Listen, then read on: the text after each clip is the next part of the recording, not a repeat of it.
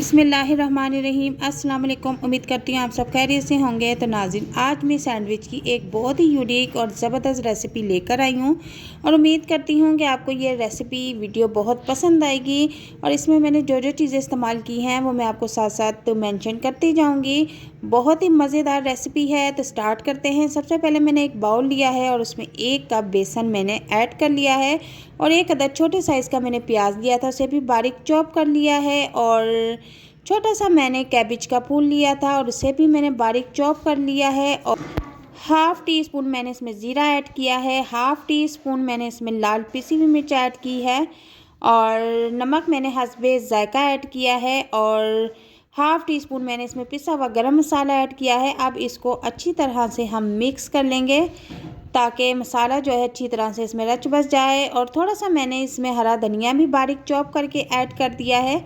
इसको अब हम अच्छी तरह से मिक्स कर लेंगे। और 1 गिलास पानी लिया है और बेसन को अब हम पेस्ट बना लेंगे। और पेस्ट हमने ऐसा बनाना है कि ना ज़्यादा गाढ़ा हो और ना ही ज़्यादा पतला हो। तो पेस्ट हमने बना के रेडी कर लिया है। इसके बाद मैंने जो थोड़ा सा प्याज और थोड़ी सी कैबेज और हरा धनिया बचा के रखा था, इन तीनों चीज़ों को अब हम मिक्स कर लेंगे और मिक्स करके हम रख देंगे। और मैं बताऊंगी कि इसको अब हमने कब इस्तेमाल करना है। तो यहाँ मैंने ब्रेड के स्लाइस लिए हैं। अब हम 1 स्लाइस लेंगे और उसे बेसन में डिप करके अच्छी तरह से बेसन को इसके ऊपर अप्लाई करेंगे। इस साइड से भी अप्लाई करेंगे और इसकी दूसरी साइड से भी अप्लाई करेंगे और इसको निकाल के बाहर रखेंगे। इसी तरह मैं चारों स्लाइस जो है रेडी कर लूँगी। अब इसके बाद हमने एक तवा लिया है, तवे को हमने अच्छी तरह से गर्म कर लिया। इसके ऊपर हल्का सा ऑयल भी लगा दिया है और ऑयल लगाने के बाद मैं तवे के ऊपर जो स्लाइसेस मैंने रेडी किए हैं उन्हें मैं फ्राई कर लूँगी। तो फ्लेम का आपने ख़ास ध्यान रखना है, फ्लेम ज़्यादा आपने फुल नहीं करना, नॉर्मल फ्लेम पे आपने इसे कुक करना है। तो एक साइड इसकी हल्की सी ब्राउन हो चुकी है तो मैं अब इनकी साइड चेंज कर दूँगी और दूसरी साइड से भी हम इसको ब्राउन होने तक पकाएंगे।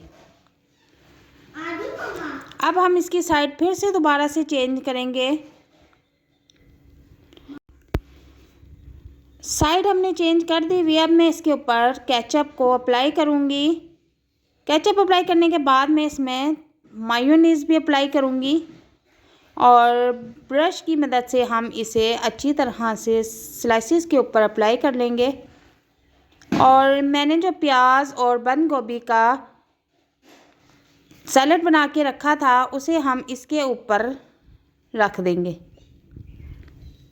दोनों स्लाइसेस पे मैंने सैलेड जो बना के रखा था वो ऐड कर दिया है।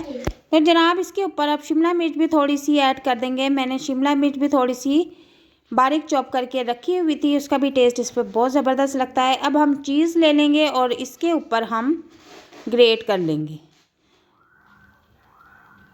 तो मैं थोड़े से ये एक्स्ट्रा चीज़ी बनाऊंगी क्योंकि मेरे बच्चों को चीज़ बहुत पसंद है। तो ये मैंने चीज़ के छोटे छोटे स्लाइसेस करके भी इसके ऊपर रख दिए हैं। अगर आप इतनी चीज़ नहीं खाते तो आप इसे कम भी रख सकते हैं। इसके बाद मैं इसके ऊपर ऑलिव भी रख दूँगी।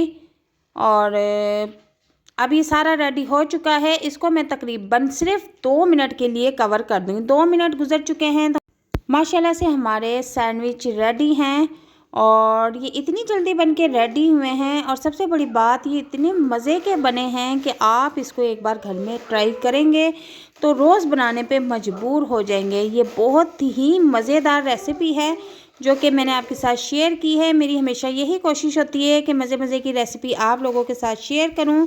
और अगर आप हमारे चैनल पर नए हैं तो हमारे चैनल को ज़रूर सब्सक्राइब करें और वीडियो अगर पसंद आती है तो इसे लाइक शेयर भी कर दिया करें। और इससे हमें बहुत खुशी होती है ताकि हम आपके लिए अच्छी अच्छी वीडियो बनाकर ला सकें।